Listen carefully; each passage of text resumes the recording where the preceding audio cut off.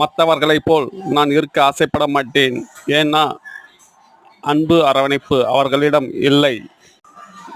என்னை போல் மற்றவர்கள் இருக்க ஆசைப்படுவேன். ஏன்னா என்னிடம் அன்பு அரவணைப்பு இருக்கும்.